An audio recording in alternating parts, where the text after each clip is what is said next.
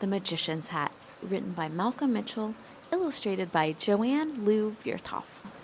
Family Fun Day at the library was filled with exciting events. Book scavenger hunts, storytelling, reading rallies. Today, for the first time, a magician arrived with a bag of tricks and a big hat. Everyone gathered around him to see the magician perform. He bent a spoon just by looking at it. He made playing cards float in front of his nose. The magician could even make a coin appear from a puppy's ear. When he waved his wand, a banana vanished. This was just the warm-up act. Now the magician was ready to dazzle the crowd with his favorite trick of all. The magician's magic started with a story. When I was a kid, my mom and dad brought me to this library on Family Fun Day. During the book scavenger hunt, I wandered into the reading room. There were hundreds of books. Books about dogs, books about planes, books about the sun, flowers, and rain, cities and circus dancers. Out of the hundreds of books, one special book jumped out at me. It was a book about magic. Zing!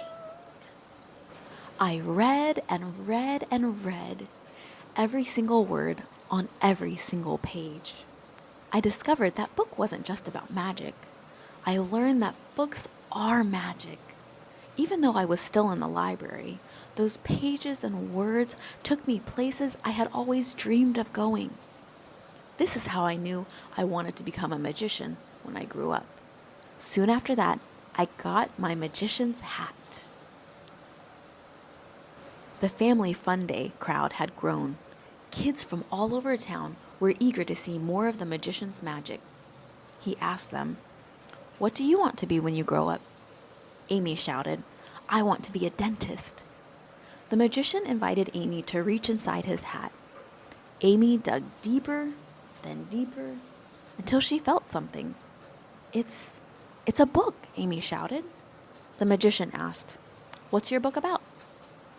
"My book's about teeth, cleaning teeth, and fixing teeth, and x-rays." Right away, like magic, Amy saw herself holding dental tools, a toothbrush, and a rinsing cup. But in the library, where everyone could see, Amy was hugging her book and smiling. Matt had been watching closely. After seeing Amy's magic, he wondered, "What else is in that hat?" He called out, "I want to be a famous football player." And so, the magician offered Matt his hat. "Let's see what kind of magic you can find inside." Matt reached in. Way down there was something that couldn't fit into just one hand. Matt plunged both hands into the hat and pulled. It's a book about football. It even has my name on it. All at once, like magic, Matt was on the field. Running, tackling, catching, punting, sometimes fumbling, and sometimes falling. Lots of times winning. Ryan called out from the back of the crowd, "Wait a second, this is not magic." Amy and Matt's parents must have told the magician what they want to be when they grow up. The magician asked Ryan, "What do you want to be when you grow up?" This was Ryan's chance to prove that the magician was a fake. He snickered and said, "A dog." The magician asked Ryan to reach into his hat. Ryan said, "I can't feel anything." Sometimes you must really reach and stretch for what you want to be. That's part of the magic. Ryan reached deeper and deeper until his fingers grabbed something. He clutched a beautiful book that had nothing to do with dogs.